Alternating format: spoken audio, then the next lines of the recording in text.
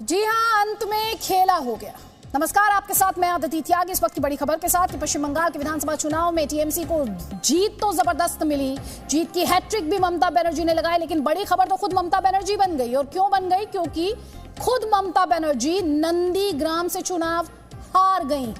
नंदीग्राम की लड़ाई में बीजेपी के उम्मीदवार शुवेंदु अधिकारी ने ममता बनर्जी को 1736 वोटों से हरा दिया है। इससे पहले आपको याद होगा, काउंटिंग में ममता बनर्जी 1622 वोटों से हारी थी। इस फैसले को टीएमसी ने चुनौती दी थी। 1622 वोटों से हारने के फैसले को चुनौती दी थी। उस पर रिकाउंटिंग हुई नंदीग्राम सीट पर, और रिकाउंटिंग में ममता बनर्जी की हार का फासला और बढ़ गया।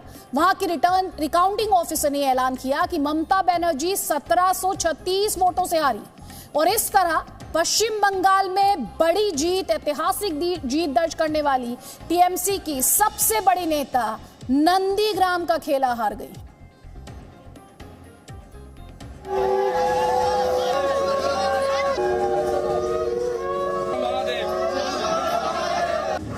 टीएमसी जीती, दीदी हारी। Forget one thing. For struggle, you have to sacrifice something. I struggled for Nandigram because I fought a movement. So I have forgotten now. It's okay. Let the Nandigram people, whatever they have given the verdict, I accept that. और अंत में खेला हो गया। Nandigram TMC से BJP में आए शुवेंदु अधिकारी का गढ़ था, और दीदी के लिए सत्ता की पहली सीढ़ी भी। मुकाबला ममता बनर्जी और शुवेंदु अधिकारी के बीच था। शुवेंदु अधिकारी के दावे पर बीजेपी को पूरा भरोसा था। कुछ चुनौती नहीं है, डबल इंजन सरकार बनने वाली है, मोदी जी का सरकार। दोनों हाथ में दोनों लाडू, कलकत्ता दिल्ली। जो फिर जे प्रार्थी होबे कमलेर पद्म फुले से हाफ लाख ভোটে জিতবে। আমাকে পার্টি করেছে তো আমি করব। ममता बनर्जी ने शुवेंदु अधिकारी की चुनौती का सामना करने के लिए किसी और को आगे नहीं किया, खुद आगे बढ़ी। उन्होंने कोलकाता छोड़कर नंदीग्राम में डेरा डाल दिया। नंदीग्राम सीट এমনিতে এটা জেনারেল সিট, কাজেই কোনো অসুবিধা নেই। এমনকি আমি যদি নন্দীগ্রামে দাঁড়াই কেমন হয়, আমি হয়তো ইলেকশনের সময় অত টাইম দিতে পারবো না, কারণ আমাকে তো 294টা সিটে লড়তে হবে। সেই জন্য আপনারা কিন্তু কাজটা করে দেবেন, কিন্তু তারপরে যা কাজ আমি সব করে দেব, ঠিক আছে? दीदी के मिशन नंदीग्राम से शुवेंदु अधिकारी जरा सा भी विचलित नहीं हुए। उन्हें अपने जनाधार पर पूरा यकीन था। वो लगातार कहते रहे, मैं ही जीतूंगा। নন্দীগ্রামে মাননীয় দাঁড়ান, পদ্ম ফুলটা নিয়ে আমি আমাকে পার্টি দিক বা অন্য কাউকে দিক, যাকেই দেবেন আমি লিখে রাখুন। আজকে সন্ধ্যাবেলা ঘড়িতে টাইম দিয়ে ডেট দিয়ে আপনারা লিখে রাখুন, হাফ লাখ ভোটে যদি মাননীয়াকে হারাতে না পারি আমি রাজনীতি ছেড়ে দেব, আমি রাজনীতি ছেড়ে দেব। আপনি লিখে রাখুন। नंदीग्राम में ध्रुवीकरण को रोकने के लिए ममता दीदी मंदिर गई, पूजा की। 9 मार्च को उन्होंने नंदीग्राम की चुनावी मंच पर चंडी पाठ किया। नमस्तस्यै नमस्तस्यै नमस्तस्यै नमो नमो। लेकिन शुवेंदु अधिकारी जनता को ये समझाने में कामयाब रहे कि ये पाठ वोट के लिए है। इसका मतलब ये नहीं कि दीदी का हृदय परिवर्तन हो गया है। ममता की जिस चोट को बंगाल में टीएमसी की जीत का आधार माना जा रहा है, वो चोट भी उन्हें नंदीग्राम में लगी थी। বিজেপি ভাবছিল মমতার তো পায়ে মেরেছি আমরা, আমাকে তো চেনে না, আমি এক পা দিয়ে যা শট মারতে পারি না, ওদের পুরো মাঠ থেকে ফাঁকা করে ছেড়ে দেবো। पैर में प्लास्टर था और पूरा चुनाव उन्होंने व्हील चेयर पर बैठकर लड़ा। लेकिन परिणाम के दिन जब दीदी पहली बार निकली तो व्हील चेयर नहीं था, प्लास्टर कट चुके थे और दीदी दोनों पैरों पर खड़ी थी। वो नंदीग्राम में अपनी हार को स्वीकार कर रही थी। Forget one thing. For struggle, you have to sacrifice something. I struggled for Nandigram because I fought a movement. So I have forgotten now. It's okay. Let the Nandigram people, whatever they have given the verdict, I accept that. I don't mind for that because it's a match. मतगणना के दौरान दीदी पहले हार रही थी, फिर जीतने लगी। खबर ये आई कि वो 1200 वोट से चुनाव जीत गई। लेकिन शाम 6 बजते बजते खेला हो गया। दीदी नंदीग्राम से हार गईं और शुवेंदु अधिकारी 1600 से ज्यादा वोटों से चुनाव जीत गए। पूजा मेहता के साथ रवि त्रिपाठी, जी मीडिया, कोलकाता। और अब आपको नंदीग्राम सीट की मतगणना पर जीत हार का ऐलान करने वाले रिटर्निंग ऑफिसर की बात हम सुनवाने जा रहे हैं, ध्यान से सुनिएगा। 210 विधानसभा प्राप्त भोटेर फलाफल शुभेंदु अधिकारी 1,09,673, ममता बनर्जी 1,07,937। सीधे रुक करेंगे मेरी सहयोगी पूजा मेहता और डिटेल्स के साथ हमारे साथ। पूजा, अब एक बार फिर से ईवीएम याद आएगी। पहले भी ईवीएम को लेकर डर था, उसके बाद चिट्ठियां भी भेजी गई ममता बनर्जी द्वारा, 3 चिट्ठी। आज ईवीएम में खोट नहीं था, लेकिन शाम आते आते अब ईवीएम में खोट नजर आएगा।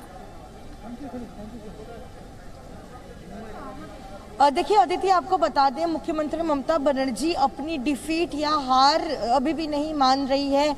उनका कहना है कि नंदीग्राम सीट पर वो रीकाउंटिंग मांगेंगी और रीकाउंटिंग जो है अभी भी कंसिडरेशन पर है, क्योंकि चुनाव आयोग डिसाइड करेगा कि रीकाउंटिंग होना या नहीं होना है। लेकिन मुख्यमंत्री ममता बनर्जी ने कह दिया है कि उनकी हार नहीं हुई है, लेकिन साथ ही ये भी कहती हुई दिखी कि जो भी मैंडेट होगा नंदीग्राम के लोगों का वो उसे मानती है, लेकिन आज जो हुआ है उसके खिलाफ वो कोर्ट जरूर जाएंगी। तो कुल मिलाकर जो है आज पूरा नंदीग्राम को लेकर जो है बेहद कंफ्यूजन रहा। पहले चुनाव आयोग ने ये कहा कि ममता बनर्जी जीत चुकी है 1200 वोटों से, उसके बाद कहती हुई दिखी चुनाव आयोग कि शुवेंदु अधिकारी जीत चुके हैं 1600 वोट से। लेकिन अभी लेटेस्ट जो फिगर्स आ रहे हैं वो कहा जा रहा है कि 1700 के आसपास किसी फिगर्स वोट से जो है शुवेंदु अधिकारी जीत चुके हैं। और इसी बीच तृणमूल कांग्रेस ने अपील डाली है कि यहाँ पर फिर एक बार रीकाउंटिंग हो, और रीकाउंटिंग सिर्फ वीवीपैट और ईवीएम के नंबर्स मैच करते हुए नहीं, लेकिन पोस्टल बैलेट से लेकर हर एक ईवीएम नंबर पर जो वोट डाले गए हैं वो सारे के सारे काउंटिंग हो। लेकिन चुनाव आयोग ने अभी तक कोई भी फैसला नहीं किया है कि आखिरकार रीकाउंटिंग तृणमूल कांग्रेस से जो रिक्वेस्ट की गई है वो अलाउ होगी या नहीं। संक्षेप में कब तक ये फैसला हम एक्सपेक्ट कर सकते हैं? आपके सोर्सेस कुछ बता रहे हैं? देखिए, इलेक्शन कमीशन के सर्वर्स भी डाउन है और इलेक्शन कमीशन कुछ भी कहने से बच रहा है।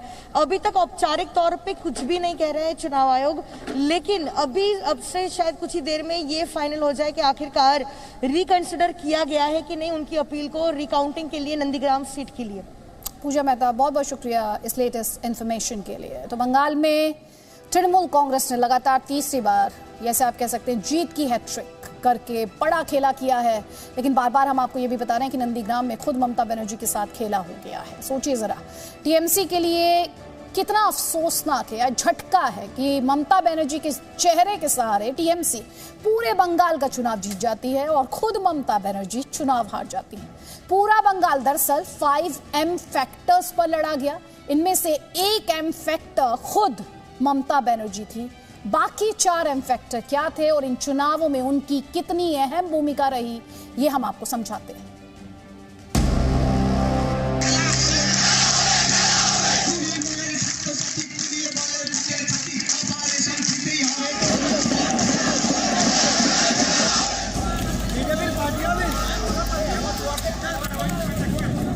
Forget one thing. For struggle, you have to sacrifice something. I struggled for Nandigram because I fought a movement. So I have forgotten now. It's okay. Let the Nandigram people, whatever they have given the verdict, I accept that. Nandigram में दीदी भले ही हार गई, लेकिन बंगाल में लगातार तीसरी बार ममता की दीदीगिरी चल रही है और ममता की दीदीगिरी की वजह है चुनाव का M factor. Number 1 M factor, खुद Mamata Banerjee. Number 2 M factor, Mamata Banerjee के लिए एकजुट 28% मुसलमान। नंबर 3 M फैक्टर, बंगाल की साइलेंट 49% महिलाएं voters. Number 4 M factor, Narendra Modi. Number 5 M factor, Matua voters. Bengal में बीजेपी और टीएमसी को M फैक्टर पर ही जीत का भरोसा था। ममता को पहले M यानी मुस्लिम फैक्टर पर पूरा भरोसा था। दूसरी M फैक्टर यानी बंगाल की 49% महिलाएं ममता के काम आई। टीएमसी के लिए तीसरा एम फैक्टर खुद ममता बनर्जी थी। वहीं चौथे एम फैक्टर थे प्रधानमंत्री नरेंद्र मोदी, जिनके चेहरे के सहारे बीजेपी चुनाव लड़ रही थी। और पांचवा एम फैक्टर थे मतुआ समाज के वोटर्स, जो शायद बीजेपी की उम्मीदों पर खरे नहीं उतरे। मैं बोला था 2 तारीख के बाद वो खड़ी हो जाएंगी और 99 भी छोड़ देंगे और व्हीलचेयर भी छोड़ देंगे। मेरी बात को उन्होंने ठीक साबित कर दिया। बंगाल में टीएमसी और बीजेपी के अलावा किसी पार्टी को कोई सीट नहीं मिली है। कांग्रेस लेफ्ट का सियासी स्कोर 0 है। ओवैसी की पार्टी की जमानत तक जब्त हो गई। पीरजादा का चुनाव में उतरना फ्लॉप शो साबित हुआ। इसका सीधा मतलब ये है कि बंगाल के 28% मुसलमान वोटर ने सिर्फ टीएमसी को वोट दिया। ममता बनर्जी की मजार पर जाकर मन्नत मांगने वाली रणनीति काम आई। আর সংখ্যালঘু ভাই বোনদের কাছে আমার একটা অনুরোধ থাকবে, মাথা ঠান্ডা করে কাজ করবেন। হায়দ্রাবাদ থেকে একটা বিজেপির গাই এসছে এবং ওইটা টাকা নিয়েছে বিজেপির থেকে, এবং সেটা ফুরফুরা শরীফের কেউ নয়, ওদের একটা বাচাল ছেলে আছে, সেই ছেলেটাকে নিয়ে টাকা দিয়ে সংখ্যালঘুদের ভোট ভাগ করবার চেষ্টা করছে। একটা ভোটও সংখ্যালঘু ভাগ করবেন না। बंगाल में टीएमसी की जीत का दूसरा अहम एम फैक्टर थी 49% महिलाएं, जिन्होंने बीजेपी की बजाय दीदी पर ही भरोसा जताया और टीएमसी की जीत का आंकड़ा 215 के पार पहुंचा दिया। तीसरे एम फैक्टर के तौर पर ममता का इमोशनल कार्ड काम आया और उन्होंने टूटे पैर से खेला कर दिया। বিজেপি ভাবছিল মমতার তো পায়ে মেরেছি আমরা, ওকে তো চোট করে দিয়েছি, ও তো বেরোতে পারবে না, আমাকে তো চেনে না, আমি এক পা দিয়ে যা শট মারতে পারি না, ওদের পুরো মাঠ থেকে ফাঁকা করে ছেড়ে দেব। चौथा एम फैक्टर था मतुआ समाज। अमित शाह से लेकर पीएम मोदी तक ने मतुआ समाज को साधने की हर मुमकिन कोशिश की। बंगाल में मतुआ आबादी करीब 30 लाख है और करीब 40 विधानसभा सीटों पर इनका असर है। इनके असर वाली सीटों पर 22 अप्रैल को मतदान हुआ था। मतुआ बाहुल्य करीब 30 सीटों पर ममता को जीत मिली। पश्चिम बंगाल में ठाकुर नगर से बांग्लादेश में ठाकुर बाड़ी तक वैसी ही श्रद्धा है, वैसी ही आस्था है और वैसा ही अनुभव है। नरेंद्र मोदी बीजेपी के लिए जीत के सबसे बड़े फैक्टर थे और शायद भारतीय राजनीति के सबसे बड़े चेहरे नरेंद्र मोदी की वजह से ही 3 सीटों वाली बीजेपी 75 सीटों के पार पहुंच गई। ब्यूरो रिपोर्ट, जी मीडिया। और जी न्यूज़ पर हमारी कोशिश ये रहती है कि हम सिर्फ आपको खबर ना दिखाएं, हम आपको उस खबर को समझाएं भी। डेटा के माध्यम से, आंकड़ों के माध्यम से आपको समझाने की कोशिश करते हैं कि पश्चिम बंगाल में असेंबली की तस्वीर इस बार किस तरह से बदली।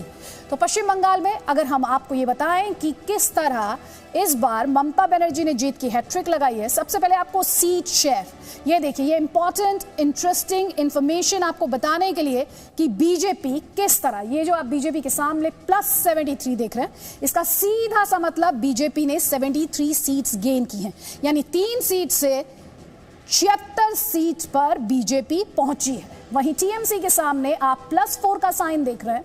ये +4 का साइन बताने के लिए काफी कि टीएमसी ने अपने तीसरे टेन्योर में 4 सीटें गेन की हैं और अब उसकी टैली 215 पर है।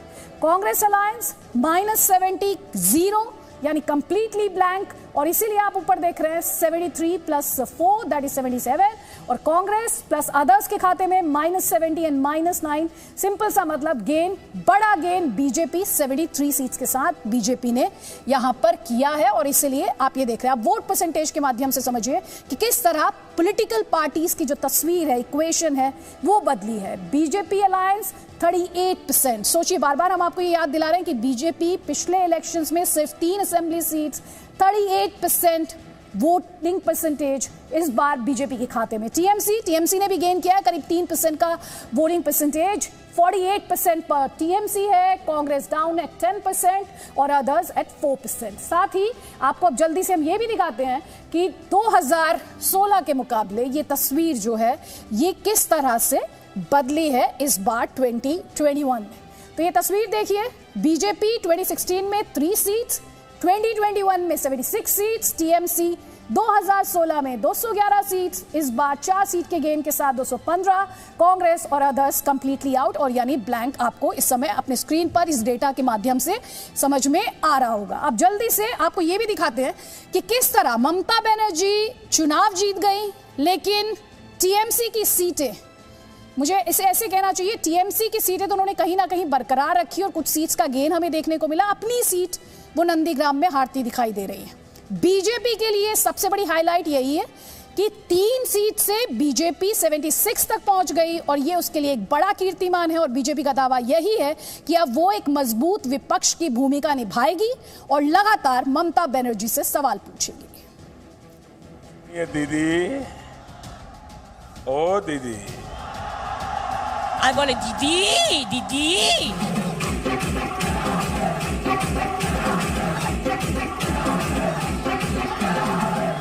बंगाल ने आज वाह दीदी वाह कहकर बता दिया कि चुनाव में बीजेपी की हार का बड़ा कारण दीदी और दीदी भी बना। आज के चुनाव नतीजों ने साबित किया कि महिलाएं साइलेंट वोटर थी, और ये साइलेंट वोटर दादा नहीं दीदी के साथ थी। जिस तरह ममता दीदी और दीदी के तंज से चिढ़ रही थी, उसी तरह शायद बंगाल की महिलाएं भी प्रधानमंत्री के इस तंज के खिलाफ थी। তার আগে আপনাদের আমি অনুরোধ করব, বিজয় মিছিল এখনই না করে, কোভিডে অনেক মানুষ আক্রান্ত, বাংলার মানুষ, বাংলার জয়, বাংলার জয়। बंगाल में टीएमसी की विजय और बीजेपी की पराजय पर टीएमसी सांसद काकुली घोष ने प्रधानमंत्री के दीदी और दीदी वाले तंज का जवाब दिया। काकुली घोष ने कहा, दीदी और दीदी बोलने वाले दादा कहाँ गए। अखिलेश यादव ने कहा कि जनता ने एक महिला पर अपमानजनक कटाक्ष दीदी और दीदी का मुंहतोड़ जवाब दिया। बंगाल चुनाव में प्रधानमंत्री नरेंद्र मोदी ने जितनी भी रैलियां की, उन सभी में उन्होंने ममता बनर्जी को दीदी और दीदी कहकर संबोधित किया। दीदी, ओ दीदी, दीदी, ओ दीदी। इस संबोधन से ममता बनर्जी कई बार चिढ़ी। आई बोले दीदी दीदी।